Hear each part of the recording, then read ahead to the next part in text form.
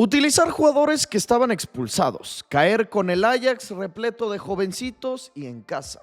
Decirle a tus estrellas que parece que están en una guardería, llenos de berrinches, de secretitos, de comportamientos infantiles. Perder muchos clásicos o simplemente no saber manejar el vestidor y ser devorado por galácticos. Entrenadores exitosísimos han estado al frente del Real Madrid en los últimos años, pero también unos cuantos mediocres, perdedores o bien fracasados. Repasemos el top 5 de los peores entrenadores del Real Madrid en este siglo. Número 5, Santiago Solari. El argentino tomaba las riendas de los blancos como interino, buscando ser una especie de salvador para un pésimo arranque de temporada con Julen Lopetegui. Desde el mes de octubre, Solari dejaba el Castilla para tomar el primer equipo. De entrada cayó bien al cuadro merengue mostrando autoridad, mandando al banquillo a ciertos jugadores con actitudes de estrellitas como Marcelo, a veces Isco, Casemiro y hasta Bale, confiando en los jovencitos que conocía del Castilla. Caso específico, Sergio Reguilón, Marcos Llorente y sus dos grandes apuestas a los que él, antes que nadie, les encontró talento y habilidad. Federico Valverde, Vinicius Jr. Ganaba sus primeros 4 partidos y esto ya era milagroso e impensado, ya que con Lopetegui todo era incertidumbre y ganar partidos de forma consecutiva ni imaginarlo.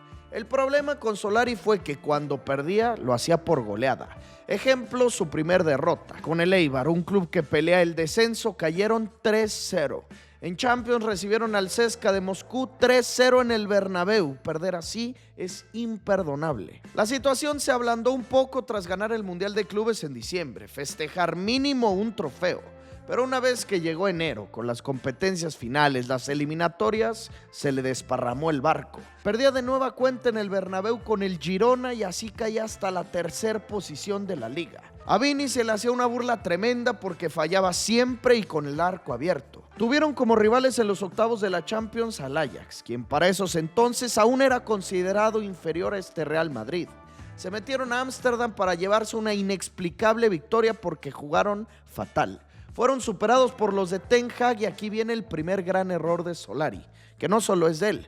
Ramos, al cierre de partido, se hizo amonestar para perderse la vuelta, para cumplir con esa sanción, ya que ellos se consideraban clasificados a la siguiente ronda. Bueno, sí, la verdad que viendo el resultado te mentiría si te digo que ha sido... Pero sí, es algo que tenía presente y te toca tomar decisiones complicadas y bueno, lo he decidido así. En el minuto 88, una tarjeta, me perderé ese. Y entonces sí, el fin de su etapa. En cuestión de una semana jugaría 2 clásicos y la vuelta con el Ajax. El primer clásico era por semis de la Copa del Rey. Partido en el Bernabéu, derrota y humillación. Caían 3-0. Siguiente duelo, el segundo clásico por la Liga, partido en el Bernabéu, nueva derrota. Perdían la Liga y la estocada final ahora, la Champions. Una de las peores humillaciones que se le ha visto al Real Madrid en las últimas décadas. Ramos desde un palco viendo el encuentro, filmando para su propio documental. Confiado por completo y en cancha, con una carencia de liderazgo y de personalidad, les hicieron 4 goles. Los jovencitos de 19 y 20 años le hacían 4 al Real Madrid en su cancha. Esto claramente era insostenible. Quedar en una misma semana eliminados de Copa, de Liga, de Champions y sobre todo, ¿ante quién? Entiendo que el proyecto no era de Solari, era de Lopetegui. También a considerar la baja sensible de Cristiano Ronaldo y otro punto importante, lo que tanto se quejaba Solari, la forma física. Daba a entender que muchos de los jugadores no estaban en ritmo, pero eso no quita el hecho de que al tener tantas derrotas, y qué derrotas, sin duda estará en este top 5 Santiago Solari. Él ha pasado a la historia como el entrenador con peor efectividad en el Santiago Bernabéu, solamente el 40% de victorias en su templo blanco. El argentino, el 5º peor entrenador. Número 4, Xabi Alonso, solamente 7 meses al mando de los blancos, en donde si nos ponemos estrictos, él realmente no los dejó con todo perdido, aún con vida en Copa, en Liga y en Champions, es decir, con lo más importante. Pero su gran problema fueron 3 cosas. 1, la expectativa. 2, el manejo de vestidor. 3, qué derrotas tuvo. Vámonos por orden, la expectativa. Decir grande me parece poco. tomó al mejor equipo del mundo, con la mejor plantilla del mundo, porque llegó solamente meses después de que Vini y Bellingham compitieran por un Balón de Oro, y que aparte se les había sumado Mbappé. Esto quiere decir que dentro de los, 10 mejores del mundo tendría a 3 de ellos, y si quieres agregarle a Courtois, 4. Un vestidor sumamente ganador, la mayoría ya con 2 orejonas en la espalda. Varias ligas, supercopas, copa, tenían todo. Y bueno, el proyecto aparte entregado por un grande, por Ancelotti. Claramente cosas que fichar habían, principalmente en defensa y en las bandas. Pues justo eso fue lo que Florentino le brindó. Carreras por izquierda, Trent Alexander-Arnold por derecha, Hausen como central. Entendible el que compraran jugadores así, sobre todo con perfil de atacantes de carrileros, ya que Xavi en su Bayer Leverkusen tuvo en esas posiciones lo mejor, lo que lo hizo brillar. Hablar de una expectativa alta me parece poco, estaba en la cima del mundo, en el ojo de todo el público, el que vendría para su carrera. Después de aquella campaña casi invicta con el Leverkusen, nos quedaba claro a todos que el club al que él dirigiera se convertiría, sin mucho problema, en el mejor del mundo. Segundo punto clave y posiblemente el más importante, el manejo de vestidor. Nos dimos cuenta desde un inicio que esa mano de Xabi Alonso que se esperaba nunca llegó. Nunca utilizó esa formación que lo hizo brillar en Alemania. Nunca tuvo los pantalones como para mandar al banquillo a los que no estaban en mejor forma. Y cuando lo hizo, ellos salieron a hablar y a quejarse. Caso específico, Valverde. No somos insiders, no conocemos las intimidades del vestidor, pero tan solo por las caras que ponían, por los reclamos que le hacían cuando lo sacaba de cambio, se sabía que algo andaba mal. Vinicius, Valverde y claro que también Mbappé. ¿Qué decirles yo de Jude Bellingham? Pues en su último partido posiblemente llegó la gota que derramó el vaso. El recibir órdenes de Mbappé y acatarlas el propio entrenador.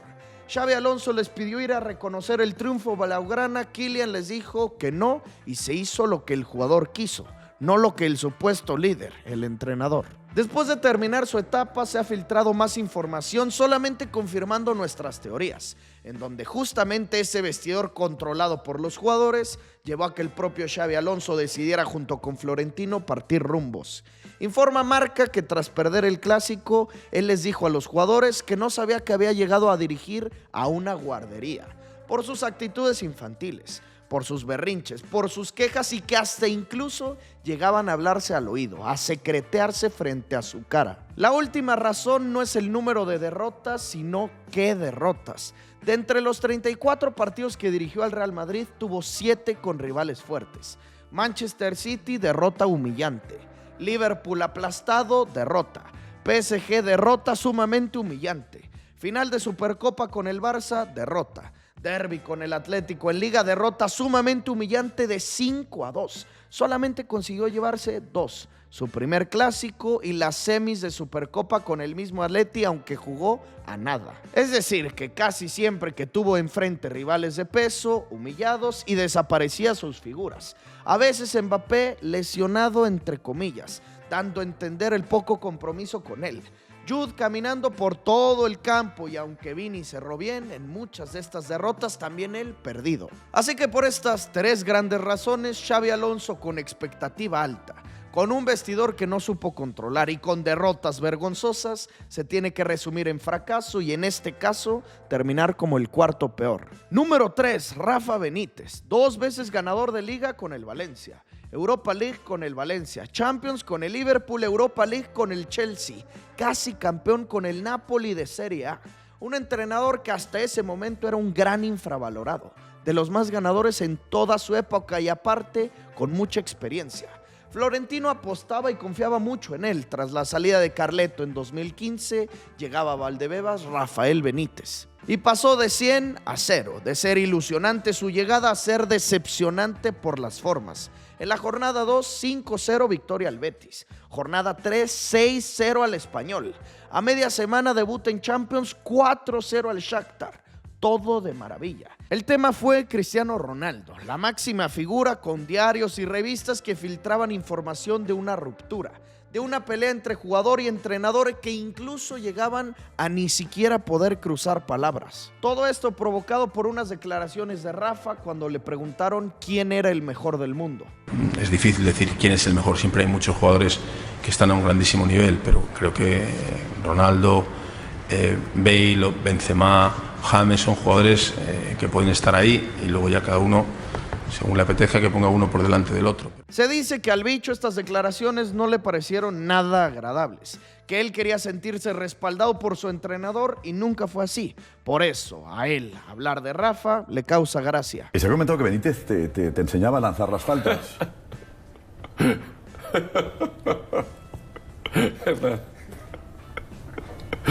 Se puede aprender siempre de los entrenadores, siempre.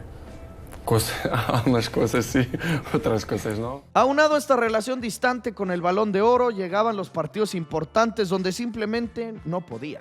Empate con el Atlético, empate con el PSG y todo se le desmoronó acá. Entre la última semana de noviembre, la primera de diciembre. Caía con el Barcelona nada más y nada menos que 4-0 en el Bernabéu. Siempre con este tipo de partidos y con este tipo de humillaciones se acaban las relaciones, resultan en destitución, pero no. Florentino seguía aferrado confiando en que Benítez recuperaría esto. Y en los primeros días de diciembre, enfrentando al Cádiz en cuarta ronda de Copa del Rey, decidía utilizar como titular a Denis Cheryshev. Él estaba suspendido. El año anterior fue expulsado mientras era jugador del Villarreal. Esto, claro, significaba que no podría jugar este duelo. Y a Rafa y a sus auxiliares se les olvidaba. Cometieron esa gigante irresponsabilidad. Lo pusieron dentro del 11 inicial y hasta gol hizo. Y a medio encuentro, propios aficionados le pasaban la información. Lo decidían sacar de cambio y el entrenador se lamentaba. Sabía lo que venía y, claro, eliminados, descalificados por utilizar una alineación indebida. Un error infantil, algo no digno de un equipo así de grande, así de importante. Desde aquí ya había acabado su tumba, el 4-0 con el Barça, el caso Cheryshev, la relación con Cristiano y todavía llegó una derrota más en Liga con el Villarreal. Y luego, tras empatar con el Valencia, se le acabó el juego, se le acabó el chiste. Benítez despedido, solamente 6 meses después de llegar al banquillo merengue, dejándolos lejos del Barça en la tabla, siendo desilusionantes en Champions y todo por su culpa.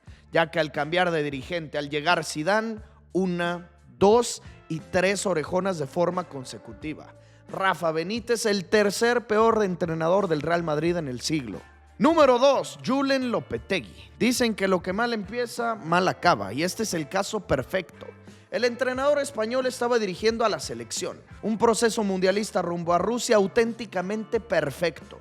Ganaron todos sus partidos eliminatorios. Se aproximaba el last dance de Ramos, de Piqué, de Iniesta con la roja, sumándose a una forma espectacular de Isco, de Asensio, de muchas caras nuevas. España sin duda partiría como una de las favoritas a levantar la copa, hasta que aparecieron sus ideas brillantes. Él decidía negociar a sus espaldas. Fue contactado por Florentino Pérez, aceptaba, tomaría el barco del Real Madrid tras el Mundial y esto Rubiales, el presidente de la federación, no lo permitió. Lo tomó como una falta de respeto y le dijo adiós. Un escándalo total. A solo días, a menos de una semana del debut de La Roja en Copa del Mundo, se quedaba sin entrenador, apelando a la educación, a los valores, a la moral. Y cuando el propio Lopetegui fue presentado, habló sobre el tema. Ayer fue un día, posiblemente desde la muerte de mi madre, el más triste de mi vida.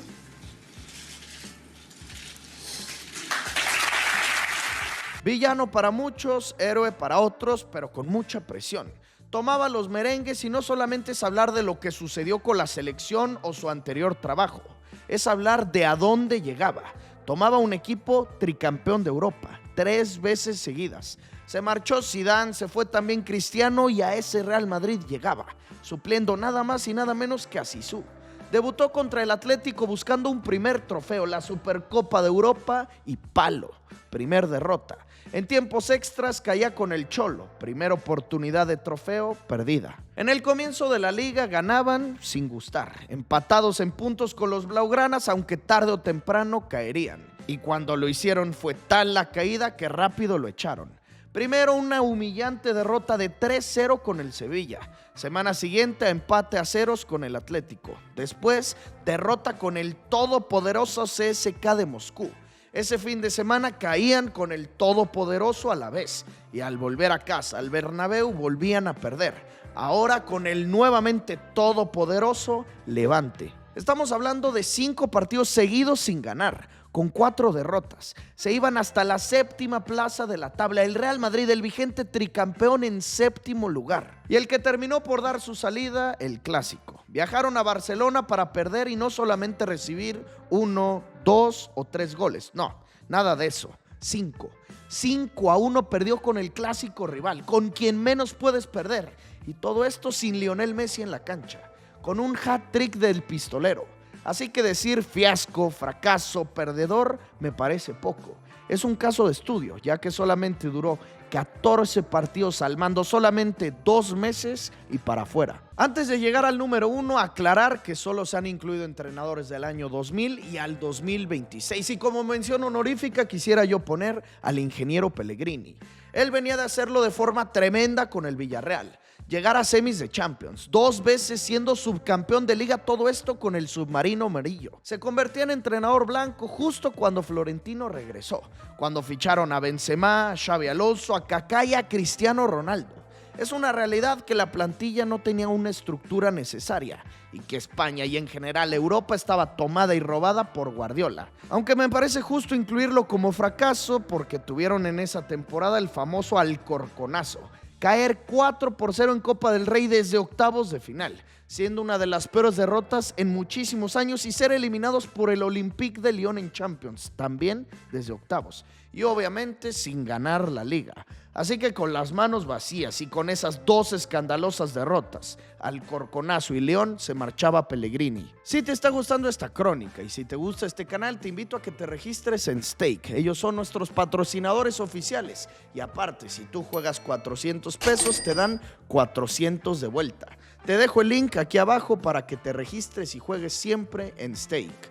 Número 1. El peor entrenador del Real Madrid en el siglo, Carlos Queiroz. El auxiliar de lujo de Sir Alex Ferguson en Manchester United tomaba las riendas de los merengues tras la salida de Del Bosque. Él ya no resistió las actitudes de los galácticos y esta obsesión de Florentino de fichar nombres más que hombres. Necesitaban urgentemente defensores o jugadores con labor de sacrificio. Su presidente corría a Fernando Hierro y a Makelele para traer a otro atacante, a David Beckham, en lugar de pensar en la línea defensiva. Otra figura, otro galáctico y la mayor estrella de todas. El cara linda, el famoso, el guapo, el producto de mercadotecnia. Gracias a él se fueron a viajar por Asia en una millonaria gira de pretemporada. Y en medio de toda esta farándula madridista llegaba Carlos Queiroz. Sus primeros meses no fueron malos, todo marchaba con normalidad, aunque cada partido se esperaba tenerlos brillando. Beckham, Ronaldo, Figo, Zidane, Raúl. Siempre tendrían que ganar, gustar, golear. Y en el primer semestre, es decir, en 2003, la cosa tranquilita, hasta que llegaba el invierno y empieza el desastre.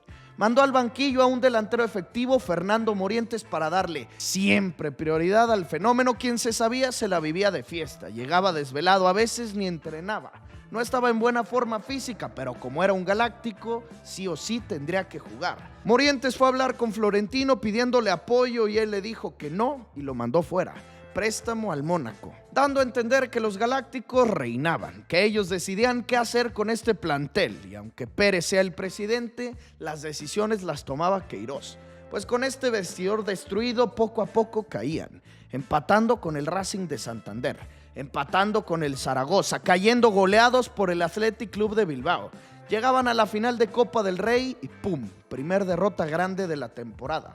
Los galácticos, el supuesto mejor equipo del mundo, perdía con un pequeño y limitado Zaragoza. Así que la primera decepción, la final de Copa. A las pocas semanas, cuartos de Champions con el Mónaco, enfrentando a quien recientemente despidieron, a Morientes. Partido de ida en el Bernabéu y lo tenían todo bajo control. 4-1 arriba y entonces ley del ex. Morientes marcaba en lo que fue su casa para cortar ventaja 4-2. Miedo en los galácticos, miedo en la afición blanca, calma pedía Raúl. Abría la lata dando el 5-2 global con el que ya Se ponían a pensar en la siguiente ronda, en el siguiente rival y de pronto, ¡pum!, gol del Mónaco. Otro del Mónaco nuevamente de Morientes y el tercero con el cual eliminados, remontados de forma catastrófica, de estar 5-2 arriba a quedar eliminados, siendo la mejor plantilla del mundo con una amplia diferencia. El Real Madrid sufriendo una de las peores remontadas en toda la historia de la Champions League. Segundo fracaso, pero bueno, mínimo estaban líderes en la liga. Se conformarían con eso y en ese mismo fin de semana en casa en el Bernabéu, 3-0 con el Osasuna. Caían entonces a la segunda plaza. Respiraban tras vencer a un Atlético que era un recién ascendido. Retomaban la pelea y aquí llega el por qué pongo yo a Queiroz como el peor entrenador del Real Madrid. Faltaban 5 jornadas más. Podrían llevarse el título, solamente 5 partidos más. El primero con el Barcelona, el clásico en el Bernabéu, derrota. Siguiente con el Depor, derrota. Con el Mallorca en casa, derrota. 3 de forma consecutiva y seguimos. Contra el Murcia, derrota. Se les iba la liga, ahora ya en el tercer lugar y para cerrar, con la Real Sociedad en el Bernabéu, humillación. 4 goles les hizo la Real para firmar una derrota más. 5 de forma consecutiva. El Real Madrid perdiendo 5 partidos seguidos. En cuestión de un mes cayeron en la final de Copa del Rey, en los cuartos de la Champions y ahora esto. No sé qué fue peor, si la cantidad de derrotas o las formas, con remontadas, con humillaciones, con un Bernabéu que ya era abandonado por sus seguidores, porque quedaba claro que con esto el proyecto galáctico estaba muerto. Terminaron situados en el cuarto lugar de la tabla, el peor resultado del Real Madrid desde hace 30 años, claramente Queiroz despedido. Y tras él la cosa siguió sin ser alentadora. Cuando la gente te habla del peor entrenador de los merengues, mencionan a los que vienen después de él: Camacho, García Remón, Luxemburgo, López Caro. Pero yo creo que aquí lo que influye aún más es la mano del presidente. El tener el proyecto completamente perdido y a ellos los rescataría un poquito porque mínimo terminaron como segundos de la tabla y no cuartos como es el caso de Carlos Queiroz, quien, insisto, me parece el peor entrenador del siglo para el Real Madrid Club de Fútbol.